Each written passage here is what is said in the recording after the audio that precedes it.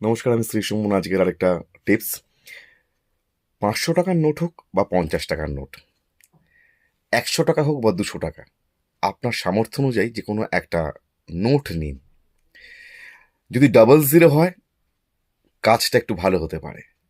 100 টাকার নোট, 200 টাকার নোট, 500 টাকার নোট, ডাবল জিরো যদি থাকে, তো এই নোটটার সঙ্গে অবশ্যই 1 টাকার কয়েন এবং একটা লবঙ্গ কিন্তু থাকবেই থাকবে।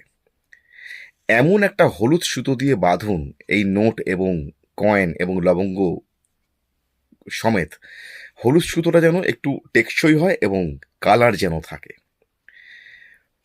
এক শুক্লপক্ষের শুরু থেকে আরেক শুক্লপক্ষের শেষ পর্যন্ত আপনি যে কোনো লক্ষ্মী বা গণেশের সামনে রেখে আপনি আপনার মতো করে পূজা করুন। শুক্লপক্ষ শেষ হয়ে যাওয়ার পর ওটা আপনি আপনার পকেটে রাখতে পারেন, আপনার আলমারিতে বা লকারেও রাখতে পারেন। দেখবেন কোথাও না কোথাও থেকে আপনার পয়সা ঠিক চলে আসছে। Thank you.